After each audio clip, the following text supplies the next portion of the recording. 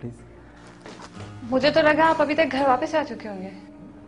जी वो एक्चुअली 2-4 छोटे मोटे काम थे, बस उन्हीं को निपटा रहा था। तो घर जाने का क्या प्लान है? बस मैं अभी निकलने वाला हूँ घर के लिए। चलो अच्छी बात है, मैं तुम्हें ड्रॉप कर देती हूँ। आप नहीं मिस सहर, थैंक यू, इस तकल्लुफ की जरूरत नहीं। तकल्लुफ वाली क्या बात है, तुम्हारा घर मेरे घर के रास्ते में ही तो है। हाँ वो तो है, लेकिन मैं खुद चला जाऊंगा। आपका बहुत शुक्रिया। उस दिन भी तुम फैक्ट्री विजिट पे मेरे साथ जाने को तैयार नहीं थे, आखिर प्रॉब्लम क्या है? हाँ, क्या मैं इतनी बुरी हूँ कि तुम मेरे साथ कहीं भी जाने से कतराते हो? नहीं मिस सहर, आप तो बहुत अच्छी हैं। अच्छा, तो फिर जरा मुझे बताओ कि मैं कितनी अच्छी हूँ? वो आप तो ये क्या वो मैं आप लगा रखी है, जवाब दो। मिस सहर, सबसे पहली बात, ये जो तुम मिस सहर करते रहते हो ना, इसे प्लीज खत्म करो, क्योंकि मेरे लिए सहर ही काफी है। और दूसरी बात, ये जो तुमने अपने जहन में ये बात बिठा रखी है ना कि तुम यहाँ की एम्प्लॉयर और मैं यहाँ की बॉस हूँ, प्लीज इसे भी खत्म कर दो, क्योंकि मैंने तुम्हें हमेशा अपने अंकल के बेटे की तरह ट्रीट किया। समझ गए? समझ गया। गुड। अब मैं नीचे जा रही हूँ, गाड़ी में हूँ, तुम्हारा वेट कर रही हूँ, जल्दी आना।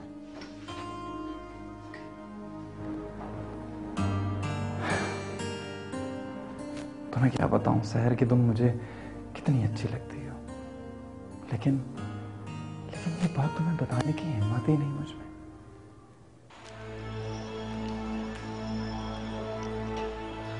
रब का शुक्र अदा करो रोहान भाई, जान बच गई, वरना मेरा 302 का पर्चा था।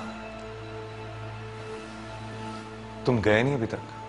लतास पापा जी, मैंने कहा जाना था, मैं तो आप ही की तलाश में था। क्यों? देखे ना, बेगाने मुल्क में किसी अपने की तलाश थी। अब इस पूरे मॉरिशस में मेरा आपके सिवा और अपना कौन है? हेलो, हाँ असगर, टोनी को फोन दो।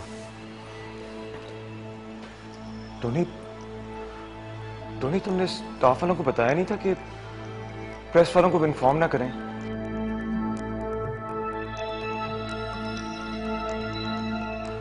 फिर ये बात पाकिस्तान आंटी तक कैसे पहुंची?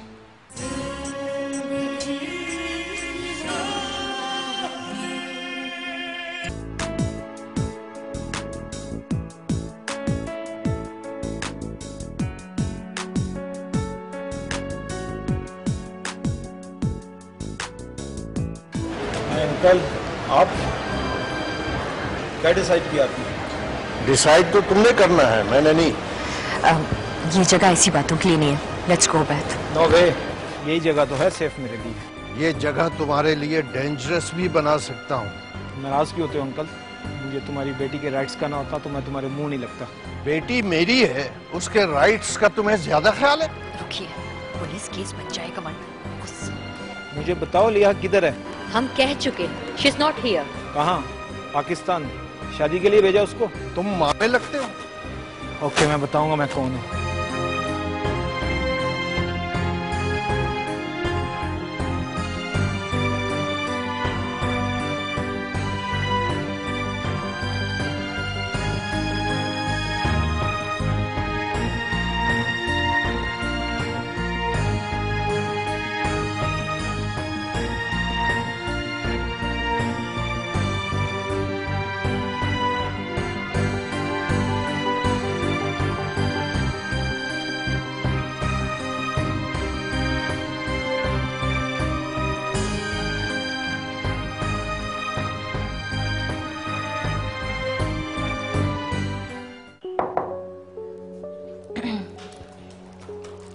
बस ये थोड़ा सा काम खत्म कर लूं तो कुछ देर में बाहर खाने के लिए चलता है।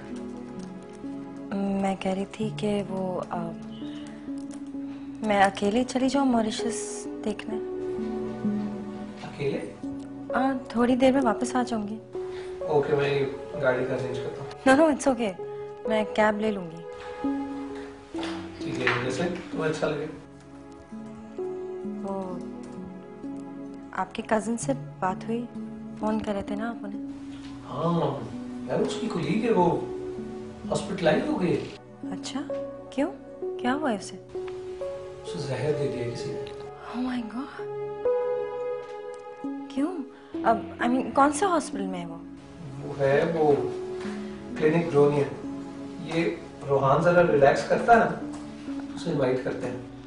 अच्छा, फोन चाहिए? नहीं, जरूरत तो नहीं पड़ेगी। नहीं, मैं कांटेक्ट में रहूंगा। आपको जरूरत नहीं है? नहीं, this is mine and this is yours. Okay, have a nice day. Thanks. अब कपरील आया 3 रुपए की महकती बचत के साथ। नेचुरल इंग्रेडिएंट्स की खूबियां। कपरील 3 रुपए की महकती बचत के साथ। याद रखें, अपने हर 5 साल तक के बच्चे को पोलियो से बचाव के 2 कतरे जरूर पिलवाएं। पोलियो को मिटाने के लिए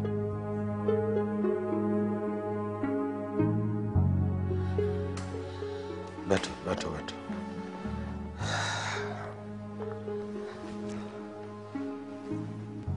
मैंने यहाँ की पुलिस में बात की है। इत्तेफाक से उन्होंने इन्वेस्टिगेशन के लिए उर्दू स्पीकिंग ऑफिसर तैनात किया है। नवी साहब, हम किसी तरह इन्वेस्टिगेशन से बच नहीं सकते। वो क्यों? रूहान इस तरह हमारे काम का हर्ज होगा। अभी हमने अपना सारा काम मुकम्मल करके पाकिस्तान भी वापस पहुंचना है। आप ठीक कह रहे हो, लेकिन ये मामला बड़ा संगीन है। कोई ना कोई हल तो निकालना होगा। ट्राई टू अंडरस्टैंड, ये बहुत बड़ा मसला है। आखिर जोया को जहर दिया किसने? यही तो पता चलना चाहिए। मेरा ख्याल है कि तुम लोग खुद भी इन्वेस्टिगेट करो, या फिर अगर जोया होश में आके खुद ये इन्वेस्टिगेशन रोकना चाहे तो रोक सकती है। रूहान, मैं नवी साहब की इस बात से एग्री करता हूँ। हमें खुद भी इन्वेस्टिगेट करना चाहिए। मैं पुलिस को मुतमईन करता हूँ। तुम बैठो रूहान, मैं जरा डॉक्टर साहब से जोया की तबीयत का पूछूं।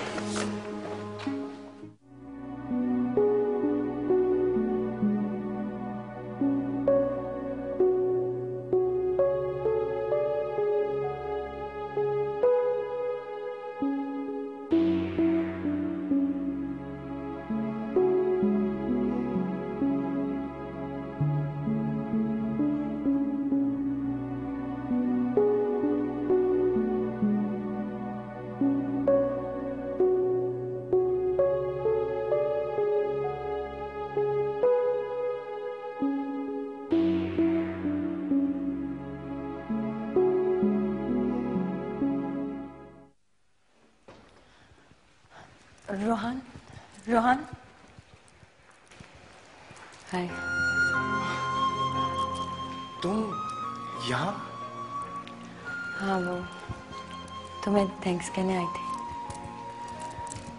इतनी दूर से तुम मुझे यहाँ थैंक्स कहने के लिए आई हो? कुछ यादें साथ ले गई थी, सोचा तुम्हें वापस कर दूं। क्या वो यादें इतनी भारी थी जो आपके साथ नहीं रह सकी? बेगानी यादों को साथ रख के क्या फायदा? कहीं मुझे तुम इतनी दूर से सिर्फ मुझसे मिलने के लिए यहाँ आई हो? हाँ कहूँ तो? इतनी बेवकूफ तो नहीं हो सकती तो। क्या मैं सच कह रहा हूँ? तुम्हारी कुलीग की तबीयत कैसी है? ये मेरी बात का जवाब नहीं। हर बात का जवाब नहीं होता, कुछ बातें समझ जानी चाहिए। और अगर समझ ना आए तो वक्त दो। वैसे मैं तुम्हारे कजिन वासिफ भाई क्या रुकी हूँ, मिलने आओगे? हाँ, व्हाई नॉट। मैं तुम्हारे लिए लाई थी। Beautiful, thanks. हाँ, ये तो मैं कहूंगी जब तुम घर आओगे। I will. Bye bye.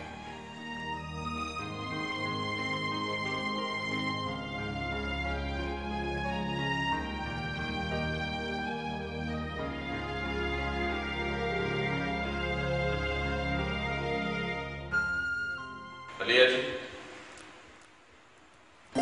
अरे जिमी, तुम यहाँ?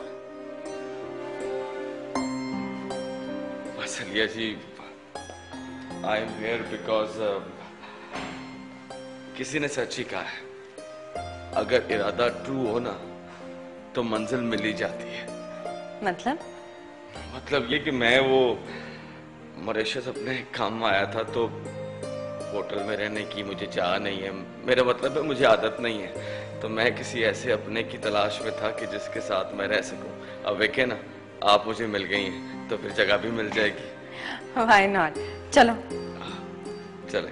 वैसे एक बात बताओ, तुम हॉस्पिटल में क्या कर रहे हो? सब खैरियत तो है ना? तुम ठीक तो हो ना? ओ लिया जी, सब खैरियत ही है। असल में हुआ ये कि मैं किसी अपने की जगह की तलाश में था, तो बस आपको पता है पाकिस्तान में तो जब आंख बंद करके बंदा सड़क पार कर लेता है तो ऐसे ठेठा लग गया, तो जिसे ठेठा लगा वो मुझे जबरदस्ती यहाँ ले आया। मैंने कहा चलो थोड़ी देर अस्पताल ही गुजार लेंगे। ठीक तो हो ना? लेकिन अल्लाह का शुक्र। आओ और बताओ, घर में सब कैसे हैं? तुमने ये सोच भी कैसे लिया कि मैं आमिर से शादी करने को राजी हो जाऊंगी? तो इसमें बुराई क्या है? वो पढ़ा लिखा है, गुड लुकिंग है, साहिब हैसियत है, तुम्हें खुश रखेगा। सिर्फ तुम्हें उसकी सारी जाहिरी खूबियां तो नजर आती है, लेकिन उसके अंदर कितनी गलाजत है वो मैं जानती हूँ। तुम खामखा बात का बतंगड़ बना रही हो सर। दोस्तों में लड़ाई झगड़ा हो जाता है, इस तरह से जिद को पकड़ लेना कोई अक्लमंदी तो नहीं। सिर्फ तुम नहीं समझ सकती यार, जिस शख्स को मैं अपनी दोस्ती के काबिल नहीं समझती, मैं उससे शादी कैसे कर सकती हूँ? देखो सर, वो तुमसे मोहब्बत करता है, इसलिए उसने अपने भाई के जरिए तुम्हारा रिश्ता मांगा है। ओह, तो असल बात ये है, इसीलिए तुम मुझे इतना प्रेशराइज कर रही हो क्योंकि एहतशाम ने ये बात तुमसे की है। ऐसी बात नहीं है, तुम गलत समझ रही हो। अगर एहतशाम की ख्वाहिश सही ना होती तो मैं तुमसे कभी बात ना करती। वैसे भी आजकल तुम्हें उसकी कोई बात गलत लग ही नहीं सकती, तुम्हें इतनी फेवर्स जो देता है। बको मत। क्यों? सच्ची बात कड़वी लग गई?